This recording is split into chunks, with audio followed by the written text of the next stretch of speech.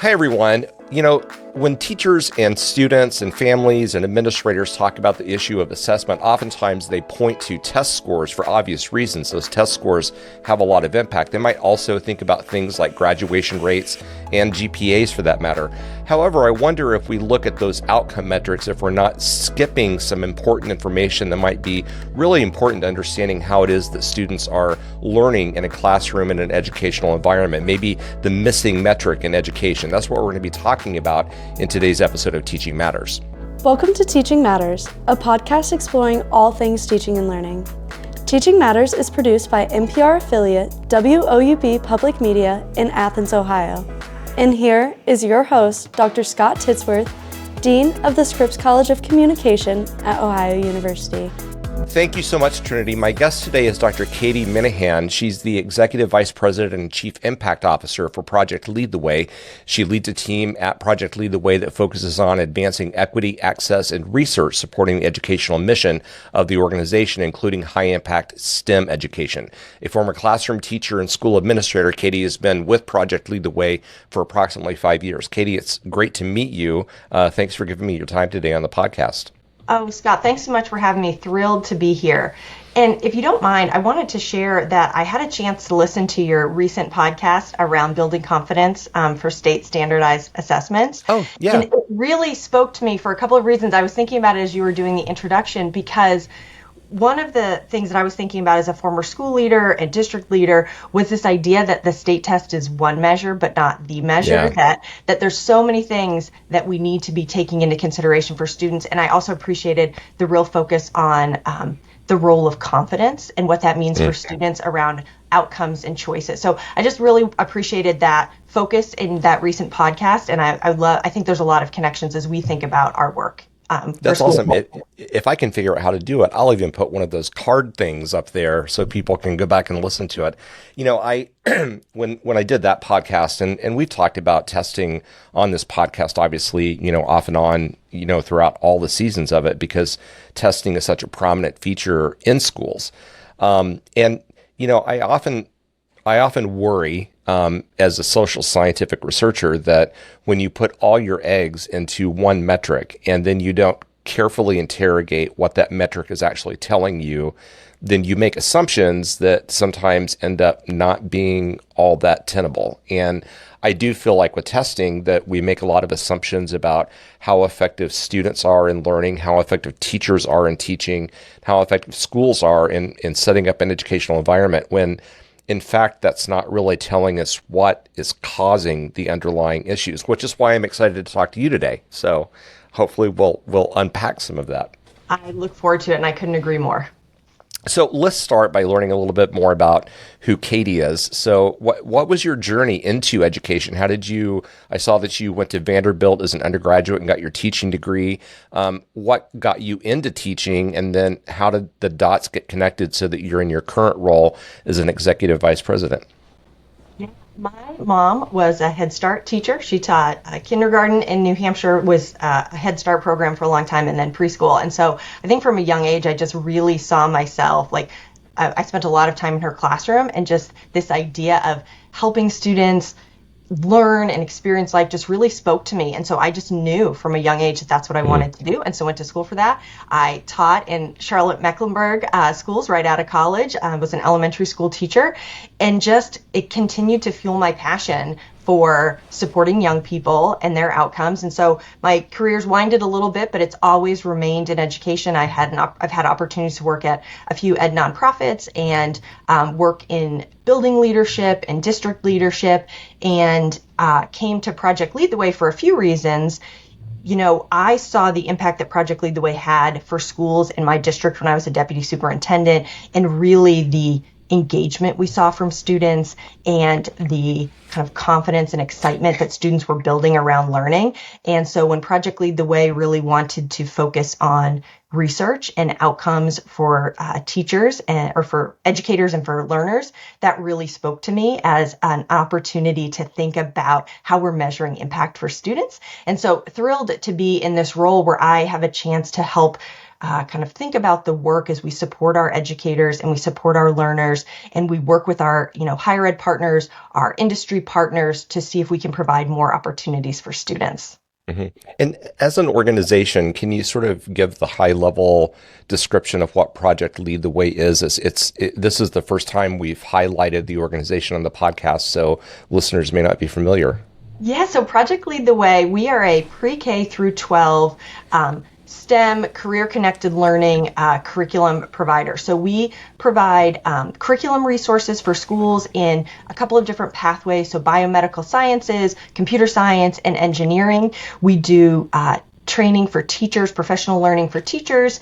And so we really focus on hands-on applied learning for students. So how do students learn about these fields in a really applicable way? And we think about that continuum. We started as a company that supported high school and then really felt the need to, I think as we all do, realize high school's great, but it's really late. Like students need to have these experiences earlier and earlier where they can engage and build confidence and see all these areas where they have interests, passions, skills, and that can really drive the choices that they make. And with respect to your STEM focus, you listed out computer science, biomedical engineering. I also noticed that you're starting a cybersecurity initiative. How have you seen, I know that you've been with the organization for approximately 5 years. Mm-hmm. How have you seen sort of the emphasis within STEM start to change because of things like AI and cybersecurity is relatively new? How's it changing as a topical area for you? Yeah, we've seen a lot of change over time. So when Project Lead the Way started, we were solely engineering. Like engineering was the focus.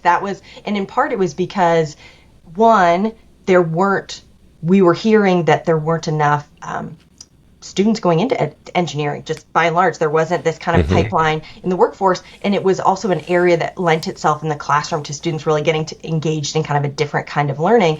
And then we've really thought about what are the critical STEM areas that are connected to the careers that exist now, but also the future. And I think what you're really kind of asking me about is the question that I know Project Lead the Way have, but I think other organizations, schools in general have been wrestling with, is this idea of we don't know what the jobs are going to look like when our students go out. Kids who are in kindergarten today, the careers that they're going to be entering when they go into the workforce, some of them don't exist now. And so how do we think about, one, helping students develop skills that will help them with these really in-demand careers right now? So you think about cybersecurity and you think about the role of AI, but also skills that will allow them to adapt and be flexible as things change over time. And so I think about that a lot with computer science. We get asked a lot about the fact that we've seen changes with computer science. It was for a long time, if you went to college for computer science, you were going to get a job, and we've seen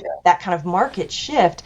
And I think it's this kind of mistaken, belief that we were sort of treating a fixed or a moving target as a fixed target, that like it's not just about computer science. It's what skills are students developing? How do those apply to different fields? And how do we help students be continuous learners that can then adapt when new technologies like AI comes out? And so we've really been thinking about how do we support teachers with tools like AI, because that's the critical first step. How do we help teachers kind of unpack that, feel comfortable, know how to leverage that? And then how do we think about it across all of the areas that we support for students?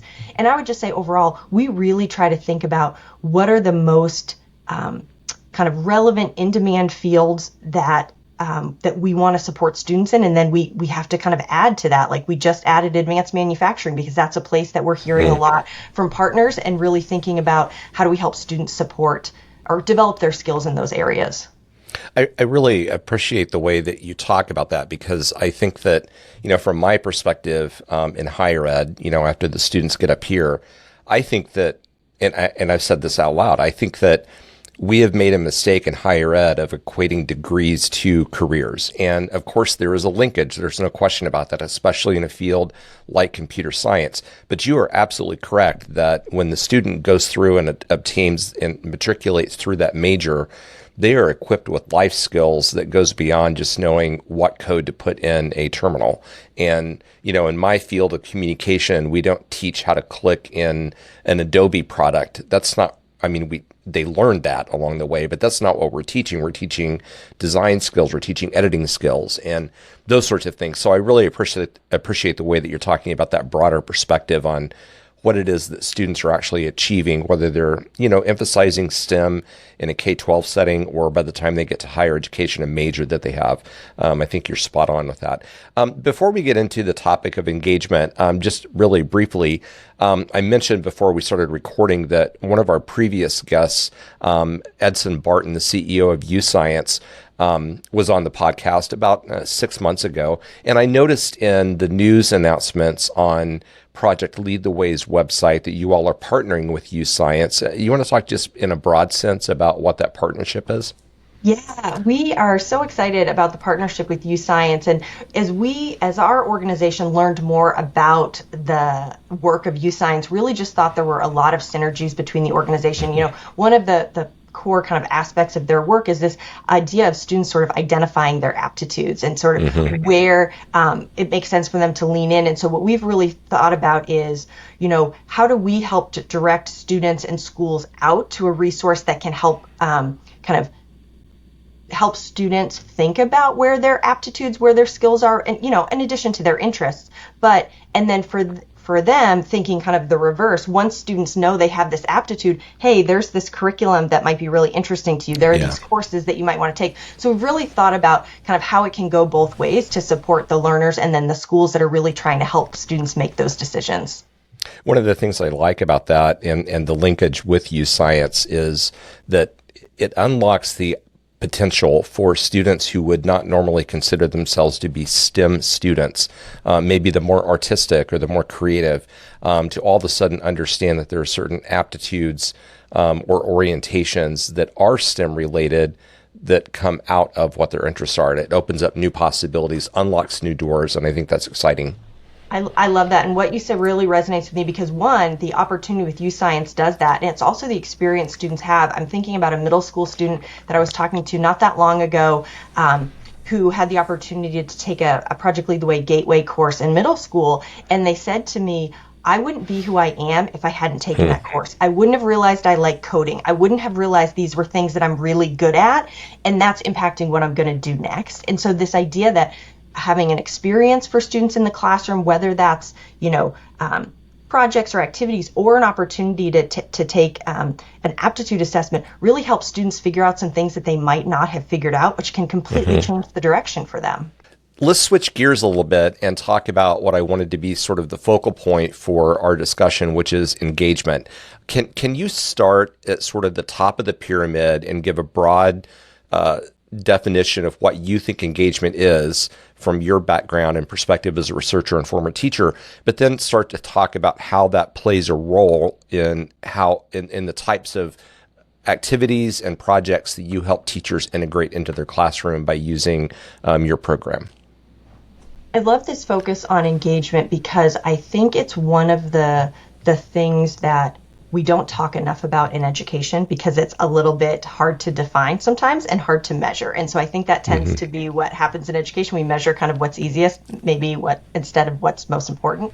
So for my perspective and background, when I think about engagement, I think about a student's kind of ownership and agency in the learning that's happening. So they're not passive receivers of learning. They're helping kind of create and co-create the learning that's in the classroom. They're bringing their ideas. They're bringing their thoughts, their wonders, that piece about students kind of wanting to solve problems that mean something to them. So to me, it's really about sort of active learning and the fact that they're a part of kind of that development.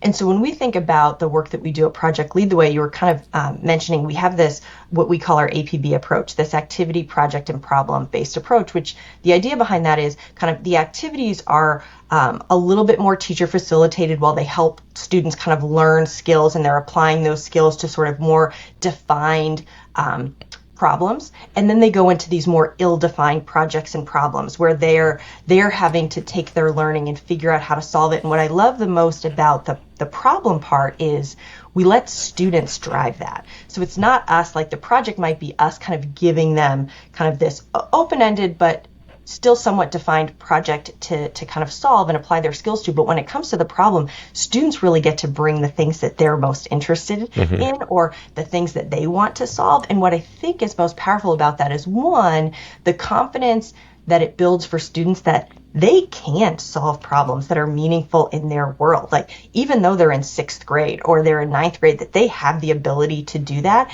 and the connection it makes for them in their local community, that like, these are things that we're interested in. These are things that I see as a problem and can do that. And so what becomes important to, in my opinion, is the ability for teachers to facilitate that for students and know that they don't have to have all the answers. Like, they don't necessarily know all the things that students are going to come up with that they want to solve, but they know how to support students as they're on that kind of journey of figuring that out and solving it. And so I think engagement is such an important indicator, and it's a leading one for all of these other things that kind of matter in terms of measures of success for students as they move through life. You mentioned earlier the example of the middle school student in a gateway course. Can you talk a little bit about how your programs scale from developmental all the way up to high school? So you have Project Launch, which I assume is for younger age groups, Gateway in the middle, and then so on and so forth. How does that all fit together, and what are the through lines that sort of go through those pieces of your program? So what's really important to us is that students, that one, these three kind of big areas in STEM, so biomed, computer science, and engineering, run all the way from pre-K through high school. And as you can imagine, what kindergarten students are doing around engineering, not the same as juniors in high school, but those principles are there. The same with the sort of, durable or transferable skills that students are developing, their critical thinking and their communication. And so we really try to be thoughtful about how that happens all the way through. And then another big aspect is this kind of career connected learning piece. So how are students in elementary school kind of becoming aware of careers and the different careers that are in these fields? And then in middle school, they're getting to explore those careers. So it's not just knowing that they're out there and they're connected, but like getting to actually learn more about those fields. How do these projects, doing projects that relate to them? And then really when they move to high school, kind of preparing for careers and kind of planning what they would want to do. And so we really try to think about the developmental level of students. So launch modules are about 10 hours. So depending on how a school wants to implement that, if it's in their, in a classroom setting versus a specials rotation, it could look different. Students might be doing it every day. Students might be doing it once a week. Whereas in middle school and high school, students tend to take it as an elective for either, in middle school, it's a quarter-long, high school, they're year-long courses. And so we really spend a lot of time thinking about creating content that helps students really get a chance to explore and connect with careers, develop skills that they'll be able to take with them across career paths, and learn more about those content areas. And the last thing that I'll say that I think is really important and that we're really appreciative of is we have a lot of industry partners that are so invested in what's happening in schools. And so they serve on advisories with us as we design courses to think about what should students be learning about? What is current reality in the workforce in those areas? What tools should we be using? What should we think about? And they weigh in and they help us, along with our higher ed partners and our teachers as well. But I just think that's such an important part, because if we don't continue to make sure we're staying current and relevant, then we're not really helping students. And so that's a really important part as well, that we continue to evolve the content. And that perspective is so much more, it's always been important, but it's so much more pertinent today because things change so much more quickly than they did 15, even 10 years ago. So that you really have to stay up to date by having that constant dialogue with people that are in the field, in industry, doing the work. So I appreciate that. When you think about the importance of these types of project and experiential learning opportunities, What have you seen from students that are enrolled in these programs in terms of gains in metrics that we might be a bit more familiar with, like attendance and graduation rates, college attainment, and those sorts of things? So we find it really important to kind of, I would say, look in sort of two big buckets of data. So one is what I kind of affectionately refer to as like our small R research, which is where we work with districts around kind of case studies about what they're seeing. And then we sort of do kind of big R, more official research with researchers at universities to look at outcomes. And so when we look at the things that I think most people would think about, so graduation rates, enrollment in post-secondary, enrollment in a STEM field or program at higher ed, completion of their degree, we see over and over again that our Project Lead the Way students, the students who've had these experiences, outperform their peers. So we do those studies across states, and so we really do see that students aren't taking they're taking remedial coursework at a lower rate. They're much more likely to enroll in a STEM major and complete their degree. They tend to go into STEM fields after graduation from either high school or post-secondary. So we monitor those, and those are really important. We also do things every year like survey our students and ask them how engaged they are in their coursework and ask them what their reflection on their skill development. We ask them about what they're thinking about for careers. And likewise, we survey our teachers about their satisfaction and their efficacy for themselves with teaching, but also with students. And so it's really important to sort of, in my mind, triangulate across those sources. So we might be moving the needle on high stakes test scores, which we do see in math and science, but are we seeing students develop confidence, develop STEM identity? That's just as important. And so for me, as an organization, those different aspects of impact are all really important for us to keep our eye on and continue to measure. When we think about metrics like the ones that you just talked about, oftentimes, again, you said it very eloquently earlier, things that we can measure easily. We can measure college attainment. We can measure test scores, et cetera, et cetera. What about something that's a little bit more squishy, like students' social emotional learning and things like that, motivational issues? What types of, either anecdotally or the big R research have you been able to observe with respect to that? Yeah, I think it's really important. And I think we have to continue to push ourselves, even if it's anecdotal at this point in time, can we figure out better ways to measure that over time? So I would say when it comes to things that are more squishy, whether it's student agency or social emotional learning, from our perspective, we do that a couple of ways. One are we engage students in focus groups during the year where we ask them questions and we hear about what they're doing. We have teachers report to us what's happening. We go out into classrooms and see what's going on and talk to students and hear from them. And right now, I'd say kind of the best way we've landed on kind of a more scalable way to do that is student self-reports through surveys. We don't have, I would say we've spent a lot of time with some of our higher ed partners thinking about how could we do this if we did maybe a research study that had, rubrics and observations where people went into classrooms and we measured things that way. And so we've talked about, is that something that we want to do in the future? Yeah. And so maybe we could do that. So it is something that I don't have a great solution, and I think that's true. Yeah. In education in general, we're wrestling with those. How do we measure them? And so we're trying, I think, to collect data in the best ways we can at this moment to understand that, and also look towards what are ways we could do this better in the future, and what could that look like? It's a very fair answer. I've been studying issues related to motivation and affect really for my entire career, and surveys work, and you can demonstrate reliability and defend validity at some level. But I think at the end of the day, we also know that when you talk to a really effective teacher, she or he is able to describe it in a way that you may not be able to replicate on a survey or a traditional research design, but the teachers know it intuitively if their students are engaged in a way that sort of gets them mentally into the learning activity rather than elsewhere. And I think that's it's a fascinating research problem, and yet one that is hard to come up with solutions for, but nonetheless very important for all of us to stay attuned to, because I do think that it is sort of like one of the most important things for students is for them to be engaged in learning. I mean, I totally buy into that, right? And if we can figure out ways to do that, even if we can't perfectly measure it, then I think we're doing a lot of good.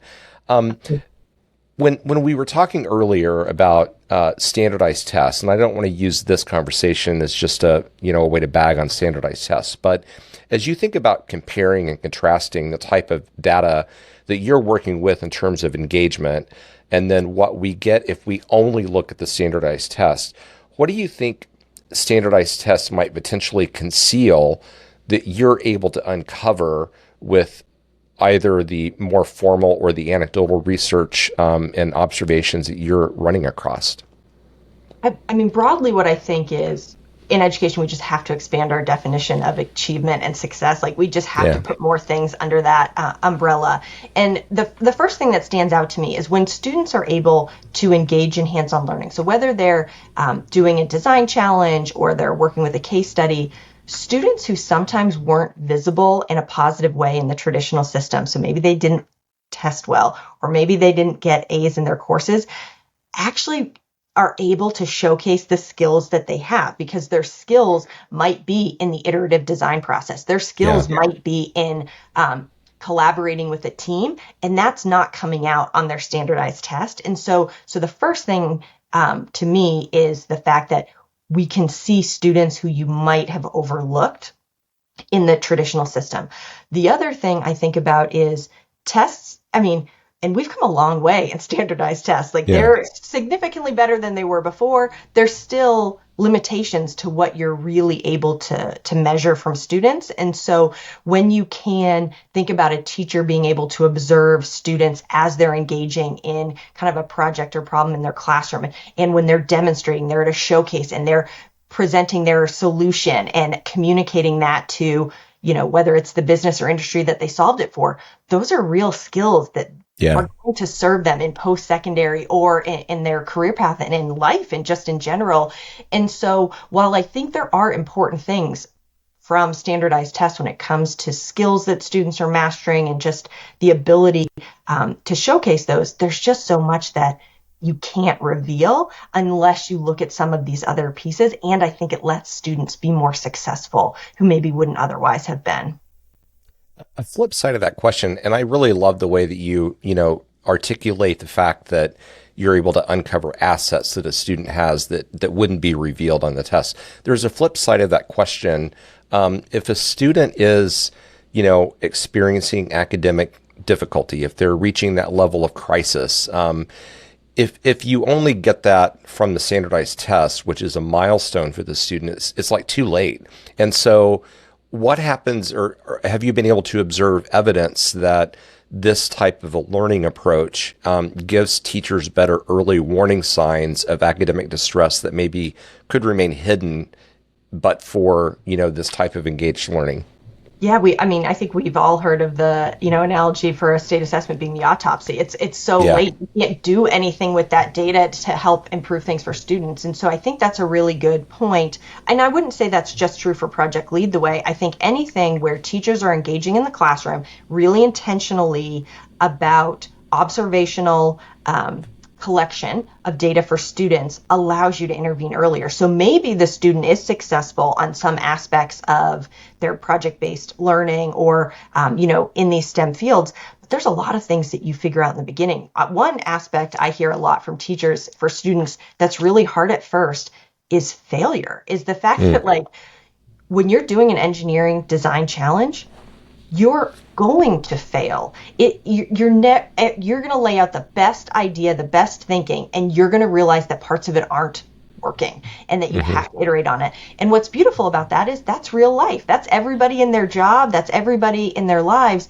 And so at first, that's something we've learned a lot from teachers, is that's really difficult for students if they haven't been set up in an environment that kind of supports failure as a learning opportunity and a way to kind of improve and think about how you take that experience and build on that, and change the outcome. And as students go through, like, that's what I love most about talking to students. I was with some middle schoolers a couple of weeks ago talking to them about, they were building these therapeutic toys with their 3D printer to go to a rehab hospital. And I was asking them, I said, okay, so how did your plan work from the beginning? Did everything go the way exactly that you thought it was going to go? And they were all like, no, not at all. Like, here's all the things that didn't go the way we thought they were going to go, and how we pivoted and learned from that and changed it. And that's something that teachers have to support, a safe environment in the classroom for that to happen.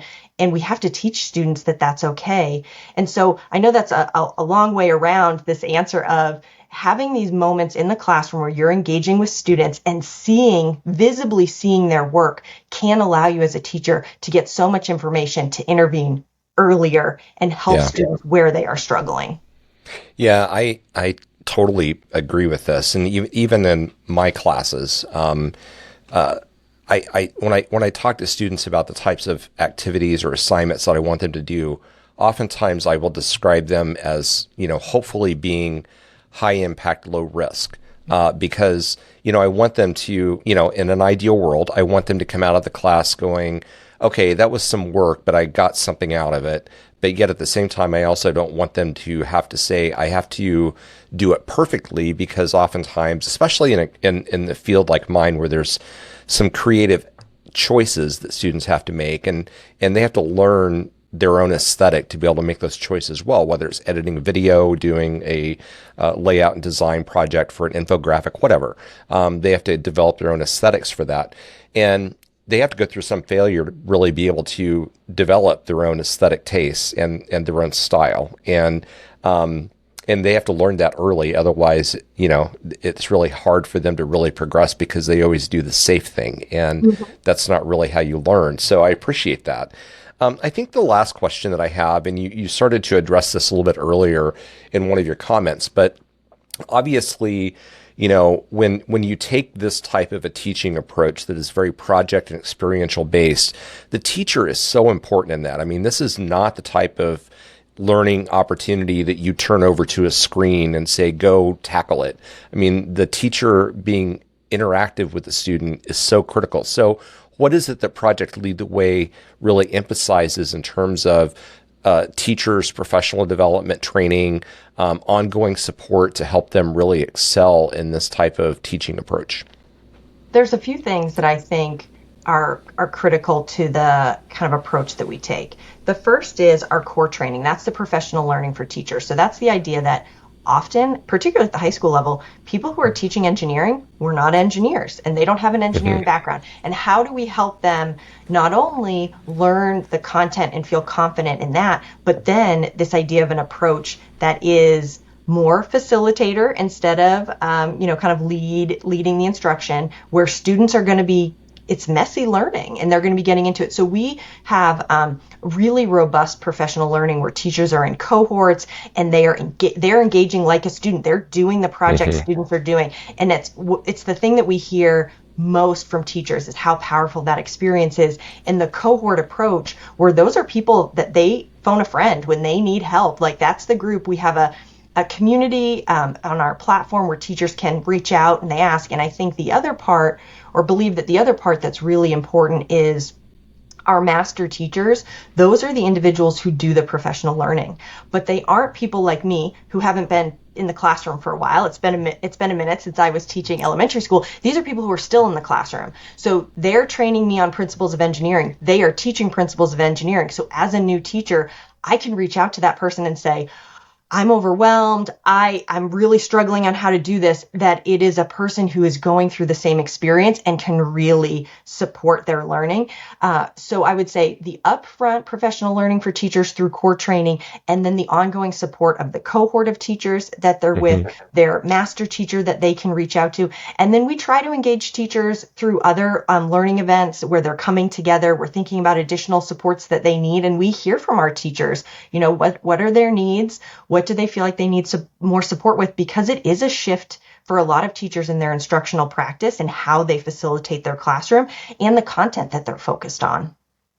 I know that some of the teachers in the surrounding community of Athens. And I don't know that any of our schools are affiliated with you, but the idea of doing project and place-based learning is very much a part of, some of the educators around here that are, I think, really high impact. And, one of the things that I hear them say when I talk to them about these types of activities is what you just said, that there needs to be a very good peer network to bounce ideas off of, to learn from, to come up with new ways of doing, maybe new locations to do projects around, Southeast Ohio and those sorts of things. But also understanding how to balance time, because on one sense, these projects make the time much more edifying with the students, because you're not just sort of doing the same thing that has always been done via lectures or showing videos or whatever. So the time is a lot more engaging for the teacher, but yet at the same time, it also takes additional prep to be able to figure out how to actually make the scale across a classroom of 25 students well. And so the point that you make about having good peer support, I've witnessed that with the teachers around here that are really trying to be innovative and thinking about these meatier learning opportunities. So Yeah. And we've learned a lot from teachers, just learning how to use the equipment and supplies. So you might not be well versed in this computer software or this tool, and time for teachers to explore that and know, to your point, how to set things up. It's different when you're setting up labs or design challenges than just pulling up a slide deck. And so being able to help teachers think thoughtfully about that. And we all know time is a really precious commodity in schools, and how to help teachers so that they're not feeling like they're losing time because of that sort of adjustment in the classroom. Yeah, absolutely. Katie, it's been great getting to have a chance to talk with you. Are there any topics that you were excited to talk about that we haven't covered yet? The only thing that I want to just share, because I think it's really important as we think about the power of students being able to kind of see themselves as problem solvers, is, so a couple of years ago, Project Lead the Way, I was out with our CEO doing some classroom visits, and students were engaged from the Project Lead the Way classroom with some other classrooms in the school, solving problems in their community. There was an issue in the river in their community. And we really thought, we see this a lot when we go out into schools, but not everybody sees what middle school and high school students are capable of. And so we started this Community Impact Award where students can really showcase how they're using the skills they're developing in the classroom to solve problems in their local community. And so I would just encourage people, we've got that up on our website. You can see the things that students are able to do. So for those who maybe this is kind of a new way of thinking about the experience in the classroom, I think the videos we have on there of some of our students really is powerful in thinking about the skills that we are helping students develop and the experience that they're having where they are feeling empowered to solve problems in their local community and make a difference, and what that's going to mean for those students as they go through life. And I just think that's so powerful. That's really cool. I will go back and take a look at that, because I always love stories like that. I think they're especially important now because for various reasons. I feel like either K-12 or higher education, the value of education has gotten reduced to things that I wouldn't reduce it to. I think that the impact that not only that educators have on students, but then the impact that education has on a community is a story that has to be told over and over and over again. So kudos to you all for developing that award. I think that's really great. So, well, I want to thank you for your time, and it's great to meet you, and take care. Thanks so much, Scott. Thrilled to have been here. Appreciate the time. Absolutely. My guest today has been Dr. Katie Minihan. She's the Executive Vice President and Chief Impact Officer for Project Lead the Way. If you want to learn more about Project Lead the Way, we will have a link to their website in the text that accompanies the podcast, either on YouTube or on the podcasting platforms. Thank you for listening to Teaching Matters. If you have ideas, thoughts, or suggestions, please feel free to reach out by emailing us at teachingmatterspodcast, all one word, all lowercase, at ohio.edu. Take care, and we hope you all have a great day.